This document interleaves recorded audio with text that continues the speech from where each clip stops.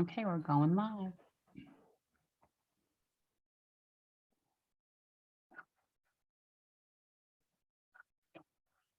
Good afternoon. I'm Ricky Fairley, and I'm great to be here. And we are starting a new show today. You know, you normally see me talking about breast cancer, but I have a new show. It's called Love Your Bones. I hope you'll enjoy it today. And I have my new partner in crime, Dr. Nicole Wright. And we're going to talk to you about osteoporosis and all the ways that osteoporosis is affecting our bones. Bone health is something that's like it's a silent disease because you really don't know you have it. You can't really feel it until you fall and break something, or you see your mom shrinking or your dad shrinking. And you say, well, how'd they go from 5'6" to 5'2", which is what happened to my mom. But we're going to talk all about that bone density, how important it is, and then how it affects us. And we're hoping to have a guest come on. And if not, Nicole and I are going to hang and wing it. So let me just tell you about Dr. Nicole, because she is a phenomenal doctor and researcher. And she's going to be our co-host for the series. So we're going to do this show every first Sunday of the month for the next 12 months. So I hope you hang with us. So Dr. Wright is an associate professor. I'm going to read this, okay, in the Department of how do you say that word? Epidemiology. Thank you. Epidemiology at the University of Alabama in Birmingham. She earned her doctorate degree in Master of Public Health from the University of Arizona. Her research focuses on, you're going to have to read all these big words, girlfriend, musculoskeletal epidemiology, osteoporosis outcomes research, and racial disparities in osteoporosis and its management. She's been an investigator on numerous federal and industry-supported research projects, including those evaluating the role of a myriad of risk factors related to bone mineral density and fractures, improving osteoporosis knowledge and patient activation, so helping you figure out how to deal with this, and the creation and validation of administrative claims-based algorithms, osteoporosis-related outcomes. This is like too many big words for me on a Sunday.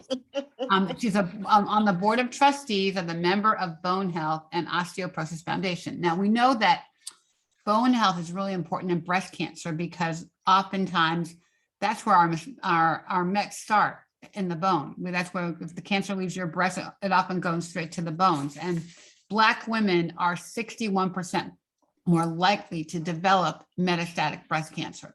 So it's a huge issue for us, and we have to get screened for it and take medication for it. But guess what? It's bigger in the rest of the world. So Nicole, tell us about yourself, and then tell us about what you just told me about Black people and osteoporosis. Okay, well, thank you for having me, Ricky. Glad to be your co-host for this great show. So as you can see from the painting, I'm originally from New Orleans, and I love to call Louisiana home.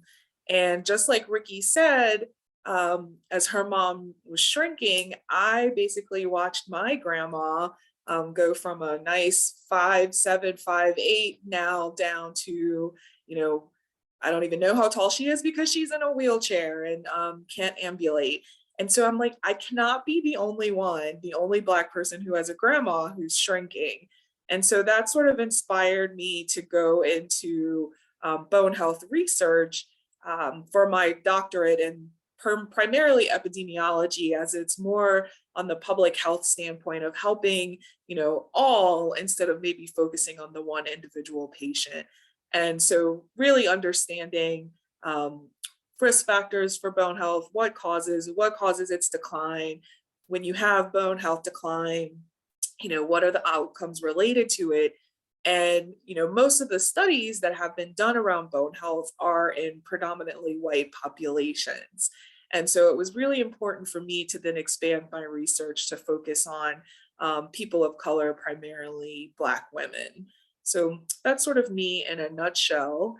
I'll start off with, what is osteoporosis? And so you can hear by the name osteo, bone, and then porosis, thinking of it's porous, so porous bone. And so you basically, as you age, you sort of have a maintain, you're growing, you get to your peak bone mass sort of in your midlife, it's sort of level. And then once women hit menopause, we sort of experience that decline in bone mass. But that decline does not always necessarily lead to the condition of osteoporosis. And so you're losing bone mass as well as, so how much bone you have, as well as bone strength. So the quality of your bone, which is then increasing your risk for fractures. Now, there's a lot of sort of miscommunication or misunderstanding of osteoarthritis. And so I've talked to many women, they're like, oh, I have osteo. And I'm like, porosis or osteoarthritis? And so again, osteo, bone, but arthritis is sort of a breakdown of your cartilage. And so in osteoarthritis, you sort of have that bone on bone interaction, while as osteoporosis, you're sort of losing bone mass as well as bone strength. So how do you know if you have it? Like, how do you, are there any signs? I mean, you said it's Right. silent.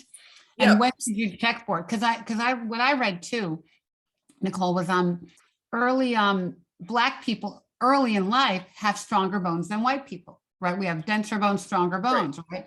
But I guess this happens over time with age. But the study that you did that I read about that totally freaked me out is what happens after you fall. And in case you fall, and how many people have had somebody fall in their family? Oh my God. Mm-hmm. So yeah, how do you know you have osteoporosis? So Ricky said it's silent, right? You're just going about life and maybe your bones are declining and how fast they decline. But most people think, okay, I have other things to worry about than my skeleton. And whereas I'm very skeletal focused, it's the center of the universe and your body. But generally around 65 is sort of the starting age for assessing osteoporosis. Is you go get it's called a DEXA scan, and a bone density scan. And so you basically lay on the table, it passes sort of an x-ray over you, and it's able to sort of measure how dense your bones are. Black individuals, genetically have higher bone mass. We are just as susceptible to losing our bones at a rate that would quantify as osteoporosis.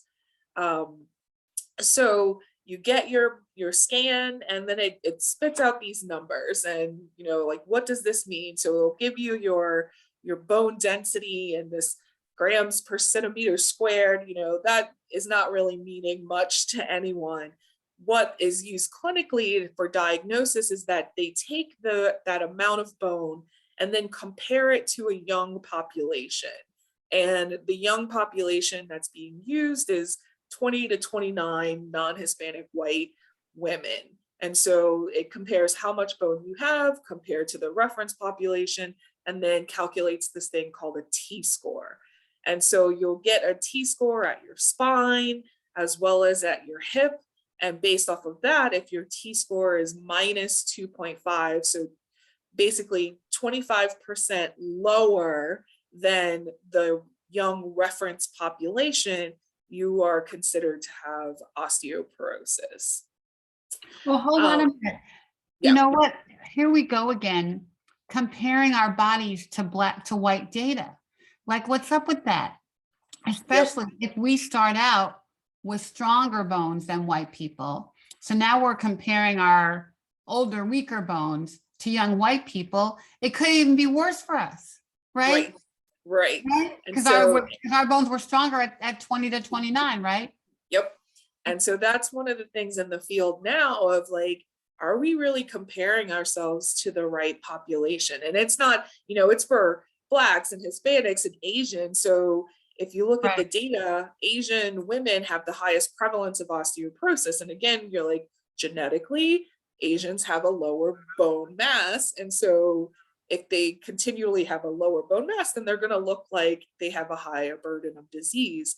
And so the flip for Black women is if we have a higher bone mass, then it's looked like we're underestimated. And so that's one thing in the field of like, what is the appropriate reference group? Now, when you get your scan, they will also compute what's called a Z-score, where it does compare you to your same age and race makeup. But that's not used clinically in sort of treatment or anything like that. I've talked to a lot of clinicians that will say they'll sort of, give you your T-score, but then also look at your Z-score and then base decisions about that. But, if you don't know this information, then you may continue to think, oh, osteoporosis isn't a problem for me. Particularly if you're thinking about what is the reference population? Who are we comparing this to? Gosh, this is really kind of disturbing though, in terms of like the comparison. Would it make sense to have a scan when you're young to be your baseline, right? Like make it part of your gynae checkup or something, right? So you get it when you're 25. So then when you're 50 or then 65, you can at least come back to your own personal benchmark. Yep. Okay? That is, and again, this is Nicole's thoughts. I'm not speaking on behalf of UAB or anything like that, but I was just thinking about that. So I, just turned 40, and at UAB, we get mammograms at 35 as your baseline, and then it starts at 40 for your annual. And I'm like, why aren't we doing something like that for bone, right? So you apparently reach your peak bone mass in your late 20s, and it's pretty much stays the same. But, if you had a scan, say, if you just doubled it at the same time as mammograms of saying, okay, 35, 40, that'll be your individual baseline of bone mass. And then when you get to 65, you can then quantify it based off of your own personal reference population. So, again, I'm like, why are we not doing this? But Yeah, I'm just one person. that's why we got to change it. But, we all take for granted. We wake up in the morning and we sit up in our beds and we put our feet on the floor and start walking, probably to the bathroom, but we're walking. And we just automatically assume that our legs are going to work and our body's going to move, and we take it for granted. You know what I mean? And so this is something we really need to talk about and know about. And I didn't really think about it until my mom fell, and she'll be 89 soon in a few weeks. So this is probably 3 years ago. So she was, 87, 86, 87. And she literally broke her arm out of the socket, out of her shoulder. I could show you pictures, but we'll gross everybody out. I'll put them on Facebook maybe. But yeah, so she broke her, but it was like a major injury that led to surgery, that led to pneumonia, that led to her really declining in her COPD and really making her somewhat immobile. It really affected her health overall. And the risk of falling again is frightening. It's frightening. It's frightening. And so I don't know what will happen, but that's some of the data that's really scary. And I think it's even happening to younger women, not people as old as my mom. I have many friends my age that are getting hip replacements and getting, maybe from arthritis, but also have, osteoporosis issues that they haven't identified yet until they have a hip or a knee issue. Right. Yep. And so I'm sure we'll probably go into more detail in future shows, but with respect to, every woman at 65 is supposed to get a DEXA scan. Based off of that, then you go into sort of, do you need treatment, whether it's pharmacological, so actual medicines, or maybe there's other things around sort of lifestyle, nutrition that you could aid to sort of minimize the loss. Well, in the Black population, primarily, we aren't even getting our scans, right? And so all of the data that's looking is that, Black women are 20% less likely to get a bone scan. So if we don't even know. Say that again. Black women are, based in the literature, about 20% less likely to have a bone scan. And it's, higher in the younger age groups and then a little bit lower in older age groups, but it's still overall Black women are less likely to get a DEXA scan. And for me, as not being an actual clinician, I'm like, I don't understand this, as it's sort of welcome to Medicare, right? Everyone at 65 Medicare starts to cover DEXA scans and every 2 years. And so why are doctors not ordering it? Why are patients not asking for it? And so that's been one of my goals right now, is sort of to educate both patients and providers about this is a problem in the Black community.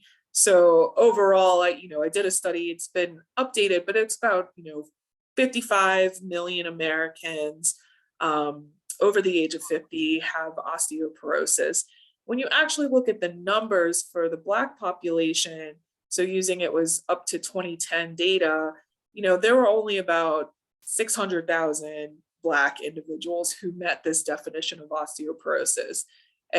But you got to think back of what we just talked about. Who are we being compared to? Who knows about it? Who knows Right, about it? We don't know about it. right, And we're not going to ask our doctors for this test because right. we don't know. Yep. And so that was one of the things of like, I did this study and I'm like, I recruited black and white women who had osteoporosis. So I knew based off of their DEXA scans that they met the definition of osteoporosis. And talking to the white women, they were very knowledgeable, had that sort of, oh, my mother may have had a fracture or this. And so really were concerned about bones. When I met with my Black women, they were like, oh, I think I had that, but the results weren't explained to me, or I just kind of threw it away. My doctor may have ordered some medication, but I didn't take it. And I'm like, no. So, we need to do a better job in the community of, understanding the importance of bone health. And then for breast cancer and the breast cancer population, there are sort of known risk factors of bone loss. And so cancer is one of them. Even in breast cancer patients, the chemotherapy is not, are not good for your bones. Right. The medications that you go on afterwards are not good for your bones. And so if you're having these populations, although maybe small in number, but the proportion, as you said, of Black women having the worst type of breast cancer, and then therefore having all of this impact on their body as a whole, as well as their bones. And then the doctors are not thinking about that, which can then escalate some of the outcomes that I've also been studying. So for example, we did this study where we were looking at after you have a fracture. So again, we know that out of the numbers, like Black women, Black men are not fracturing at the rate that white women are. But if you are Black and happen to have a fracture, whether it be of your hip, your femur, your wrist or your spine, you are 25% more likely to die 1 year after your fracture in comparison to a white woman. Okay, so, say that again. Say that again. Oh, right. So if you are a Black woman who has a fracture, on average, you are 25% more likely to die 1 year following your fracture than a white woman. And overall, mortality, 1 year mortality after fracture is about 25%. So if we're tacking on proportions to that, now we're seeing, okay, Black women, you have a fracture, and then you are no longer, you end up passing away from complications of that fracture, like your mom, how you said led to pneumonia, led to this, immobility, those sorts of things that are sort of relating to why this may cause you to die. And my mom was lucky because she didn't die, thank God, but that's because we watched her like a hawk, right? And we let her do anything. But well, gosh, let's stop for 1 second because you're like downloading so much stuff, Nicole. It's just really scary. So first of all, we don't know about this. We don't know that there is a scan for it. Our doctors aren't asking us to get a scan. We don't know to ask to get the scan because we don't know about it. Like, it's crazy. And then guess what? Somebody falls and they die within a year. This is horrible. And no one talks about it. And there's no sign of it. This is pretty scary because I can't, pretty much all of my friends' moms, we're all getting old. Our moms are getting older. They have fallen or are falling, have fallen like recently. And I know that within my friend group, we're all taking care of our moms, but think about all the people that aren't taken care of, that don't have a caregiver, that don't have, that are don't have anyone to take care and support them. Mm-hmm. But that's really scary that a quarter of women that fall, they die after a year. Yep. And so that's why I've been so passionate about bone health. Because like you said, silent, you don't know you have it. Whereas say something like hypertension, and I don't want to minimize any sort of other comorbidities because we know the importance of the heart, we know the importance of the brain. But things that are more common in the Black community, hypertension, right? You can maybe sort of feel when your blood pressure is high and if it has effects, but it's something your doctors are routinely checking and then they're prescribing. Diabetes, very prevalent in the Black community.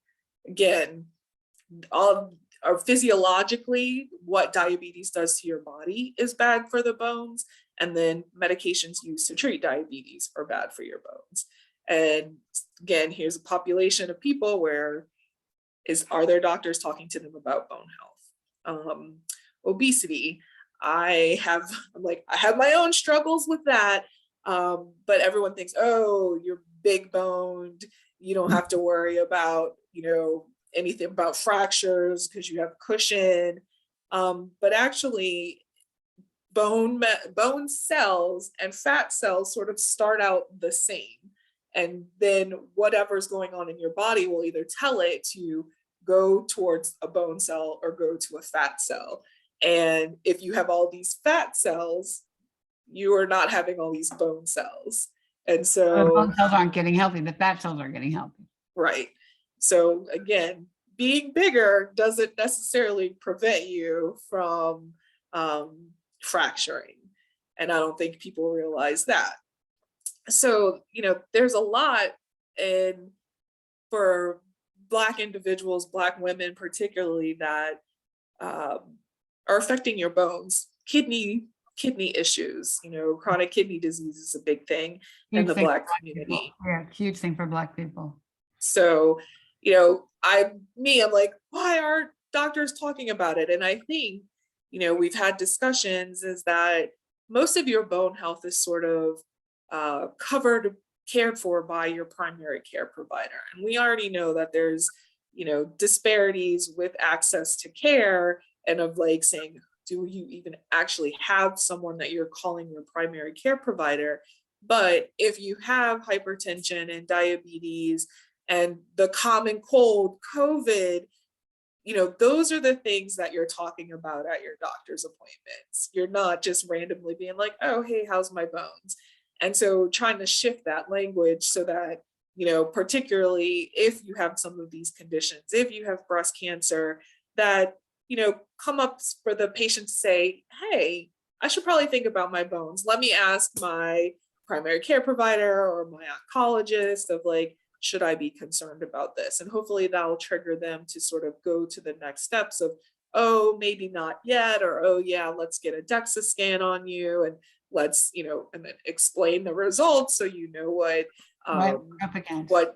what comes next, and then following through the process of, okay, let's get medication, things of that nature. Wow. Somebody from the comments is asking, at what age should a Black woman start getting the DEXA scan and how often? 65 is when Medicare covers it. Now, if you say have breast cancer or, you should probably have a bone scan.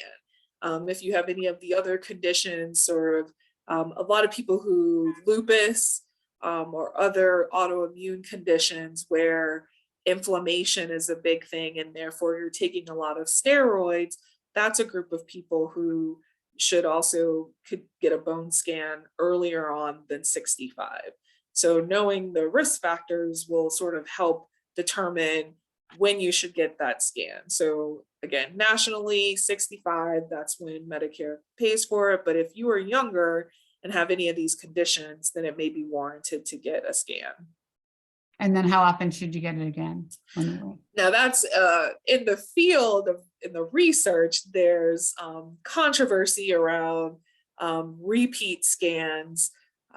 Some people say, you know, if you're normal, if you have normal bone density, you probably don't need a repeat scan for years. But if you are in sort of low bone density or osteoporosis, then maybe you may want repeat scans to sort of check the effectiveness of the treatments that you're on. So Medicare, again, covers it every 2 years. I don't think a lot of clinicians are ordering them every 2 years because for the most part, unless you have a major illness, it'll be sort of dynamic and stable loss of bone that it shouldn't until you reach to that plateau of needing treatment. So unless you have a problem, like if the scan shows that you do have osteoporosis Mm-hmm. and you get put on medication or get some sort of treatment for it, then you may have to go back and get a scan earlier. Like, I guess it becomes under your whatever's doing your body's dealing with your doctor. Right. Yeah. So if, you know, again, you have osteoporosis, then your doctors probably may order more scans, you know, regular intervals to sort of check to see that you're stable, the medications are working, or we're seeing these big, like the medication's not working, we need to switch therapies, and sort of checking that effectiveness. But once you have it, it's sort of those like, you know, it stays with you, it's habit for life. And your doctor should keep checking you. So say you get diagnosed, you have it, okay, at age 65, and you don't have anything, you don't have breast cancer, but you just have, maybe you have high blood pressure, a couple of other little comorbidities. But so you kind of just watch it. Like, what else can you do? Like, if you're put on medication, you know, what else can you do? Like, what makes bones healthy? Calcium, like drink milk, which we don't do, you know, calcium, don't drink milk. I do eat ice cream, but it's probably not enough calcium. Like, what can you do? What can we do? Yeah, so, you know, nutrition is important overall for overall wellness. For the bones, there's certain nutrients that are good. So again, calcium, and I'm not a nutritionist, but, you know, if we know that dairy products are probably, you know, lactose intolerance is big in the Black community, so we're not drinking milk. But things, if you feel like you have a diet that's relatively high in, say, cheese and yogurts and things like that, then maybe you don't need to supplement with extra calcium. But if you do a sort of assessment of your diet, and you're like, you know, I don't drink milk, I don't buy fortified orange juice, I'm not really a cheese person because it hurts my stomach. And you're like, maybe I should be adding some, you know, a supplement in my life. Same vitamin D. We know vitamin that D is like the catch-all for everything, right? Yeah, it is. Vitamin D. Vitamin D will keep from getting COVID. Like, so what's the And you know, it's unfortunate of some of the research, the studies around vitamin D, but basically, if you are deficient, then you need to supplement, right? There's sort of these normal lab values. And I actually did a study again that what's normal for Black people with respect to vitamin D may not be normal for white individuals based on sort of the biology, but the normal for vitamin D is based off of bones, right? And so if you are deficient, then yes, supplement. If you are, you know, you look at your levels and it's fine, there's, you know, probably no real need to sort of take supplements. I know the field's sort of moving, and overall, like whole foods, right? Let's rely on what we actually eat than supplementing with, you know, chemicals. But, you know, so things that are high in vitamin D, all the salmon, these fishes where you can get that sort of information, right. green greens, green vegetables, leafy greens. But then be careful if you're on sort of other medications where, you know, leafy greens may be contraindicated. And so that could be something where you may need a supplement. Protein's important for bones. Vitamin K is important for bones. So again, thinking about your diet where we can mediate, moderate. And then with physical activity is another. So, right, you think of your bones. So bones grow with impact, right? So the more you're stimulating your bones, You're releasing those chemicals to tell your bones to keep doing what they're doing of growing and breaking down and growing and breaking down.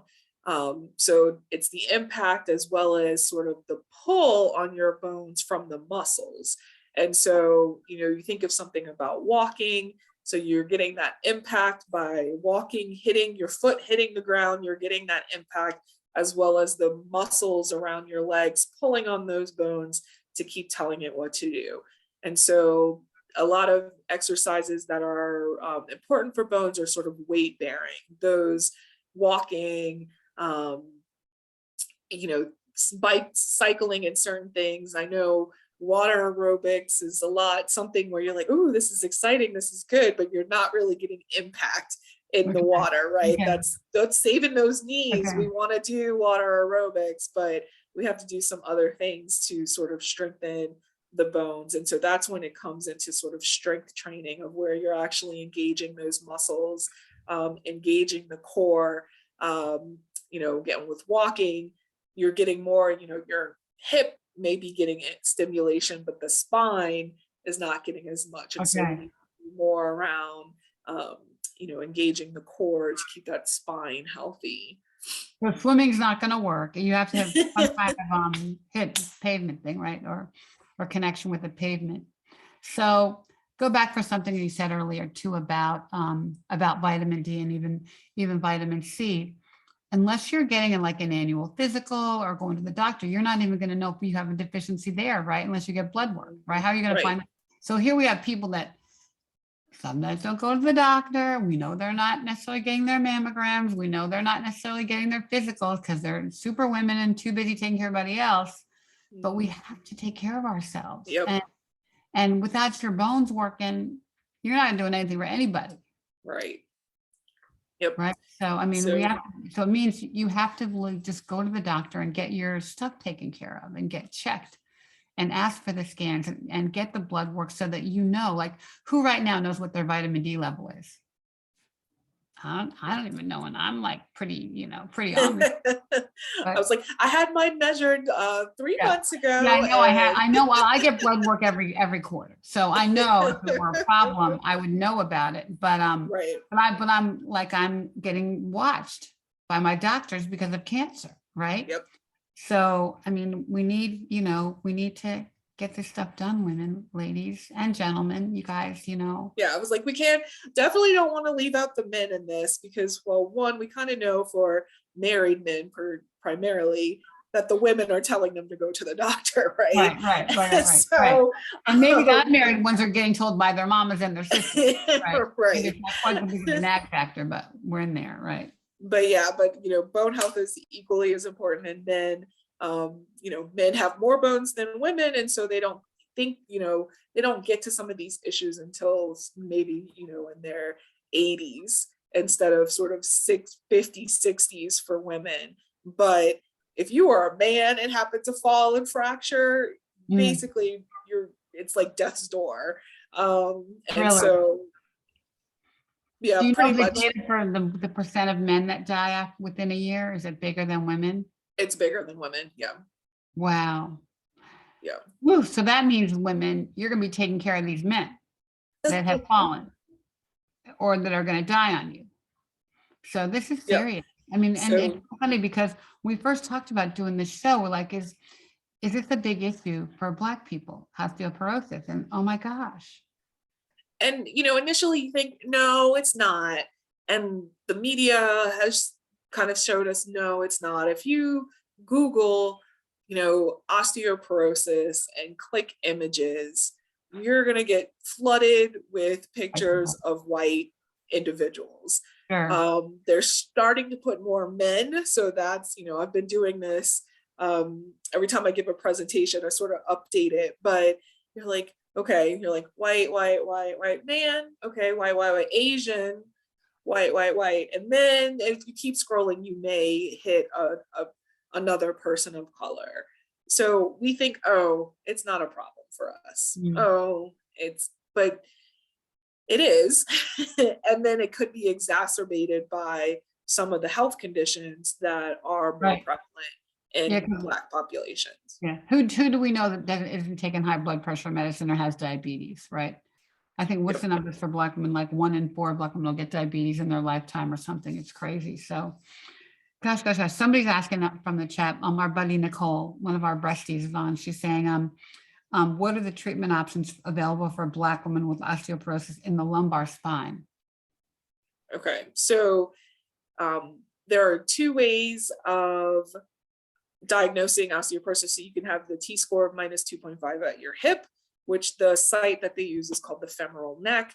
And if you think of sort of that ball and socket joint of your hip, it's like this little part, or at your lumbar spine. Those are the 2 sort of diagnostic sites. With treatment options, it doesn't matter if it's at the hip or the spine. If you have osteoporosis at one of those sites, then that's the conversation between you and your doctor to start talking about treatments. There are the biggest class of drugs that treat osteoporosis is called the bisphosphonates. And so there's a handful of those that are oral. Back in the day when they first came out, it was something like a daily pill. Now they have weekly pills, monthly pills, injections. So there's different routes for getting these medications. There are also other classes of drugs that stop sort of the bone breakdown. And so that you can think of as, I think it's a 6-month injection. And then there are actually classes of drugs that actually grow bone, so aid in bone formation.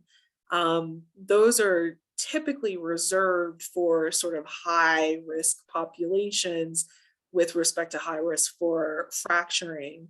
And those are sort of daily injections. So there's a wide variety of medications out there. And so it's talking to your doctor about which one is best for you. Now, are there any studies that have done sort of comparing these different types of medications in a Black population?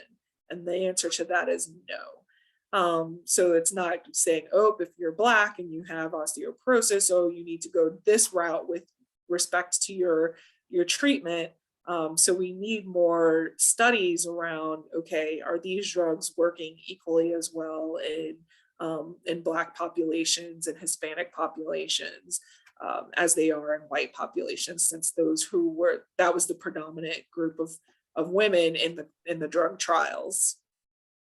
Yeah, and we know that's not happening.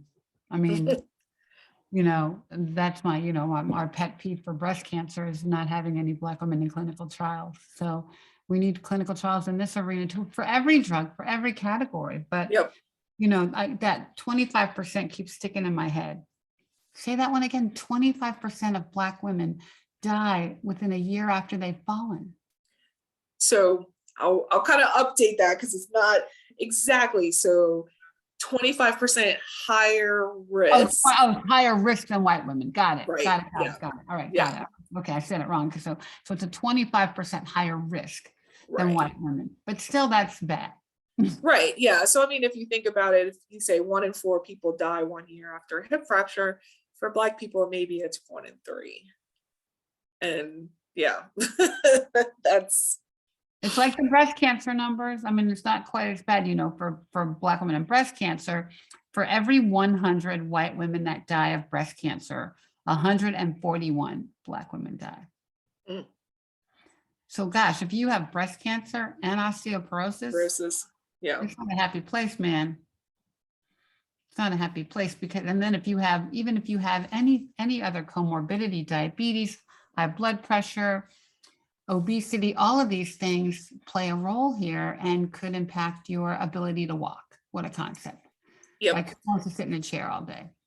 Yep. And that's, I think, I have to keep reminding myself of not being able to as bone centric, right? Where you're like, it's all about the bones, but you're like, how do you end up having a fracture? You fell, right? You didn't have the muscle strength to catch yourself from falling, and your bones aren't strong enough to take the impact. So now you're going back of fall prevention and things that could increase your risk for falls. And there's a whole slew of them.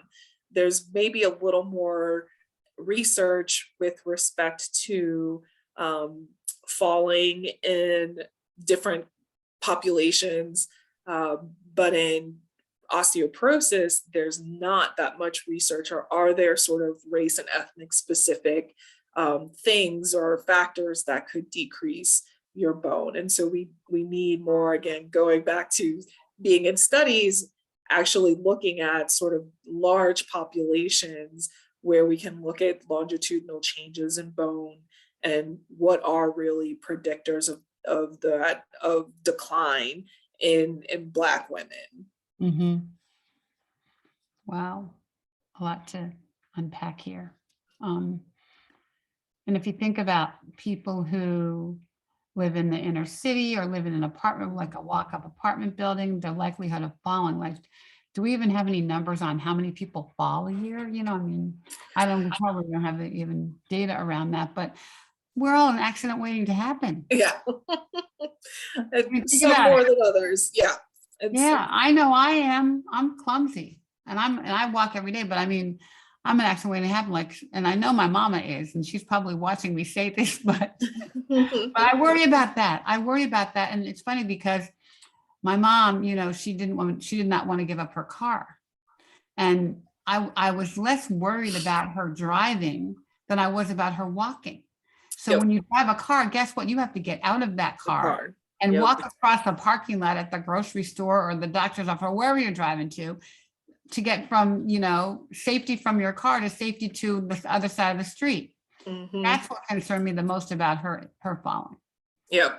I mean, the fall fracturing from, I fell because I stepped off the curb, you know, like you missed that curb and you fell. You know, tripped on the rug and you fell. You did, you know, something where you're like, small basic falls could lead to devastating outcomes. And it's funny when you're talking about your mom, it's the same thing for, you know, my grandma.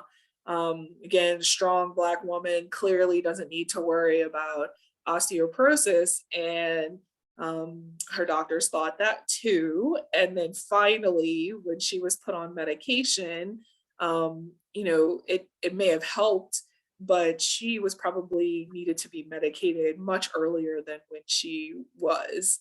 And now she is 98, and kind of everybody's like, oh, well, she's too old to do anything.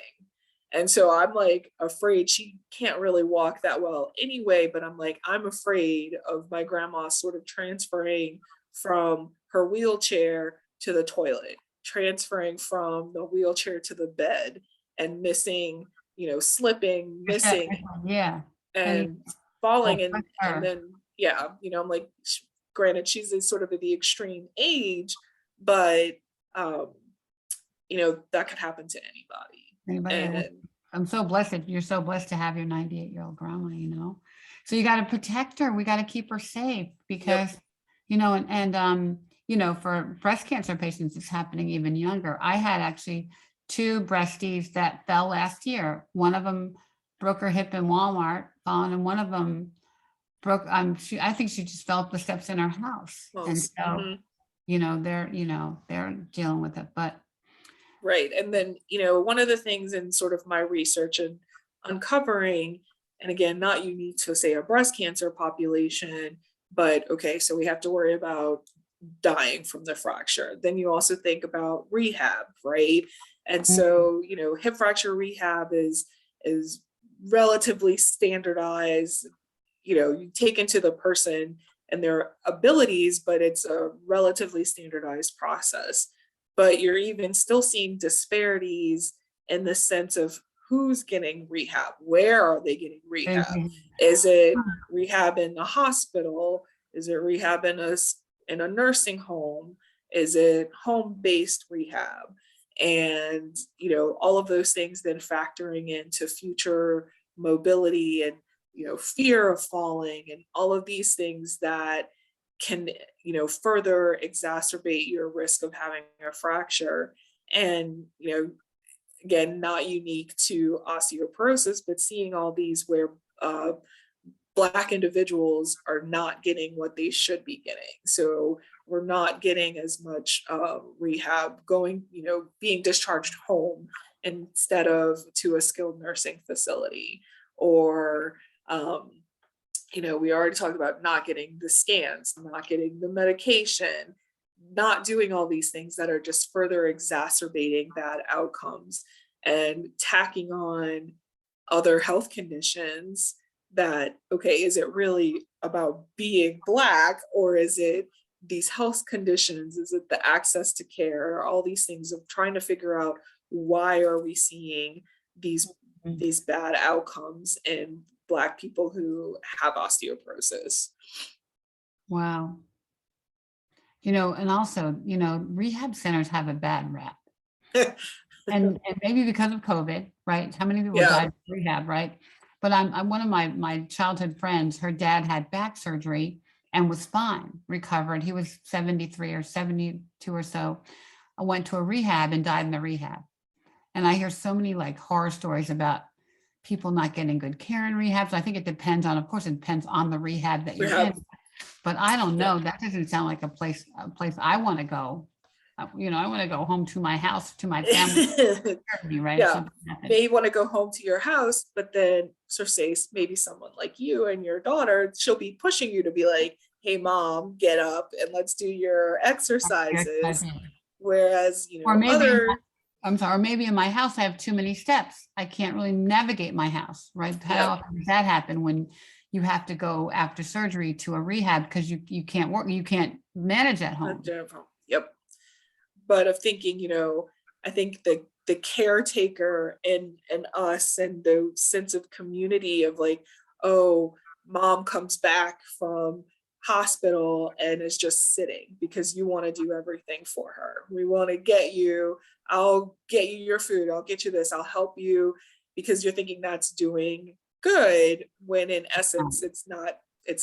And so, I've seen with my grandma when she's at her house and my Aunt Linda is like, all right, you got to make your own coffee. You got to do all this stuff to keep her active.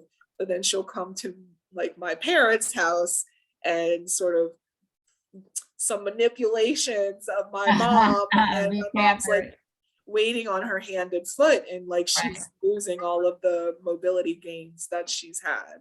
Wow. Yeah, it's hard not to do that for them. Yeah. To do that for them. I mean, I know, but I think even like people like my mom, they fight for independence. So, at least, most of the Black women I know are not going to give. They're going, wait a minute, I can do it myself. It's that I see the same behavior in my 1-year-old grandbaby trying to eat yogurt with and my mother, like, you're not, I can do it myself. I got this. Right?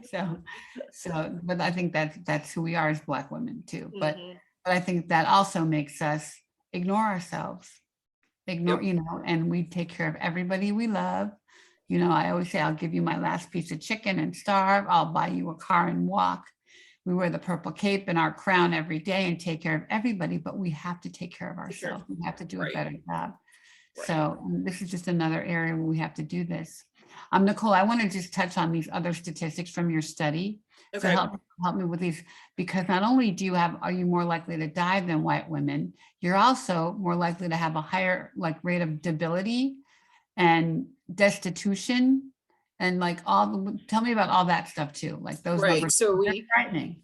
Our research groups, we coined these terms, death, debility, and destitution, sort of making it sound like, ooh, exciting. But basically, destitution or debility is more of like, okay, you have a fracture, and then there are instances where you are okay to go home and get sort of the home-based care, or was that fracture that bad and you now need to go into a nursing home? Right. And then from that nursing home, you may not recover and end up being a long-term resident of a nursing home.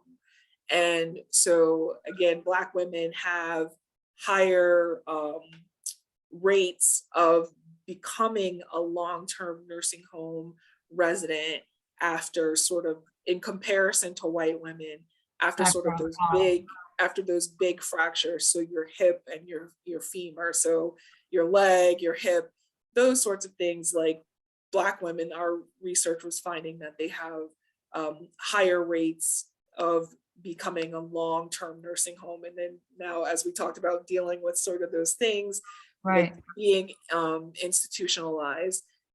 Destitution was this outcome of, we all have, once you reach 65, you're like, great, I have my Medicare. But then there's certain populations where Medicare isn't enough. And so now you are qualified for Medicaid as well. And for Black women, it's looking like these fractures, and any of the fractures that we looked at is basically wiping out your financial resources that you now then, after the fracture, are becoming Medicaid and Medicare dependent. So you had the financial resources, you may have a home, you have this and that, and so you're making too much money to qualify for Medicaid. But because of the fracture, because of all the hospital visits, because of all the doctor's visits, and it's costing you so much money that now you need this extra assistance. And we know that there's disparities on which doctors take Medicaid, and the quality of the medicine. And so that's not really sort of a good outcome to have, as well as, you worked hard for your money, and, it should be going towards what you want to do, whether it's your family, charities, churches, instead of going towards your health. And then now you're losing all the things you worked for and need that extra assistance. And, everyone, we're all proud. We don't want that extra assistance. So that was something that was really shocking to me about that this is costing you so much money that you're now losing these assets that you had and requiring more medical assistance.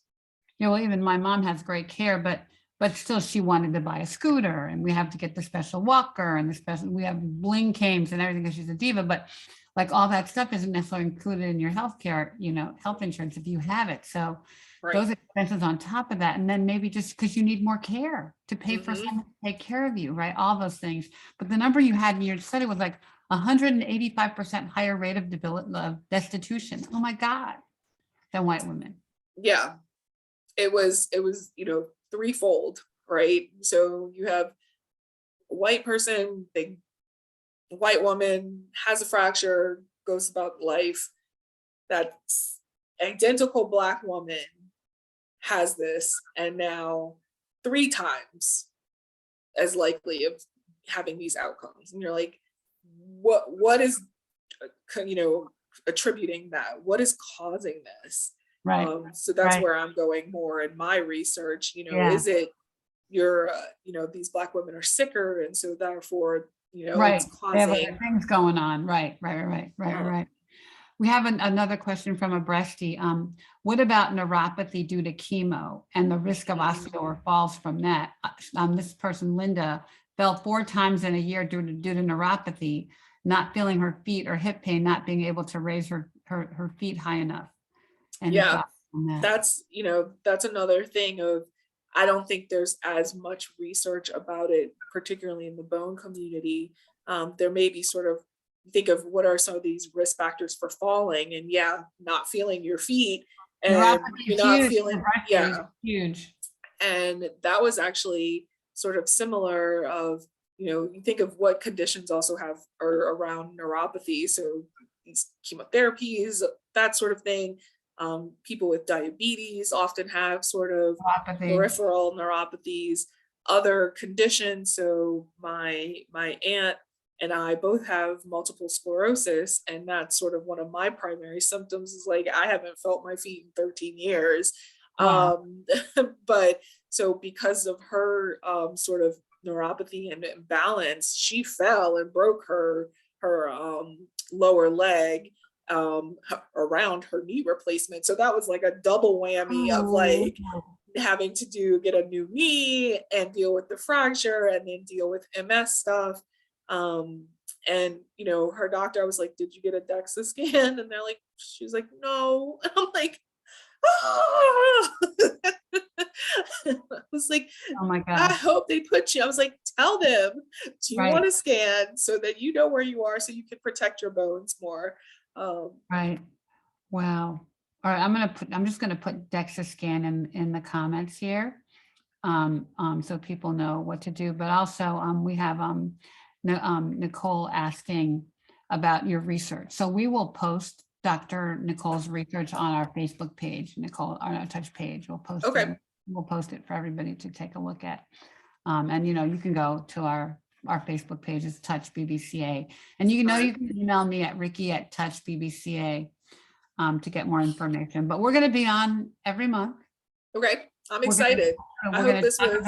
We're going to talk about all kinds of stuff. We're going to talk about diet, or like nutrition, not diet. I hate that word. Nutrition. We're going to talk about exercise that we can do. Maybe one day we'll go take a walk. We're going to have our friend Lolita. She's like our friend. She's on our Dr. Is In show a couple times, where she does this like strut workout where you stretch your stuff and make yourself feel, but it's good weight bearing exercise. We're going to talk about vitamins. We're going to talk about, you know, vitamin D. We're going to do a cooking class. Like, what are some good foods to eat during our series, but basically trying to, and then we're going to have some patients on and talk about their experience. One of our agency people, media agency people, marketing agency people, the day I was talking about this, can you make a logo for Love Your Bones? And she's like, what are you doing? And I said, we're doing the show on osteoporosis. So I just had my first DEXA scan. And I think she's late 50s. And she said, I just had my first scan and the results weren't too good. I'm like, okay, well, you have to come on our show and talk about it. So Christine's going to come on at some point and talk about how she's going through this. I talked to her yesterday, and she thinks that they ruled out osteoarthritis, but they still haven't ruled out osteoporosis. So she's waiting to get results. And I've now talked to probably 6 breasties who've had some issues with their DEXA scan. So just for me, like I've probably done 6 DEXA scans, but probably the first 3, I had no idea what they were. Yeah. Nobody told me. You know, when you have breast cancer, you just go get the scan, go get the thing, whatever, and you just go do it. And you'll know what, and then you get the results. Well, and I guess because I didn't have a problem, they didn't say anything about it. So I never really asked, because I know what I was doing. I was just getting the scan because the doctor said so, but we're not even getting the scans. Not getting the scans. Then no one's telling you what it means so that you can do the appropriate follow-up. So like we can break down what a DEXA scan means, what it looks like, you know. Well, I think I'm going to try to arrange it so I can go get a DEXA scan or like videotape it when I get my scan. My next scan, I have to go in June. Okay. So we can either, I'll film my scan and we can show it to you and say, it's really no big deal. It's like it's a really, probably like laying on a table. Laying on a table, painless. You don't have to drink any of that stuff that you, I hate that stuff. You don't have to like sit still. You don't have to do, it's really just. No injections. No injections, blood tests. You just go and lay on a table. It's the easiest scan ever. So sorry for my phone ringing. And I was like, no smushing of body parts. No smushing of body parts. No smushing of body parts. So we'll be back in a month. Let's see, what day is that? I'm going to look and see on the calendar. I should do that already. So the first Sunday in June. I'm sorry, the first Sunday, what month are we? The first Sunday? May 1st. May 1st, May Day.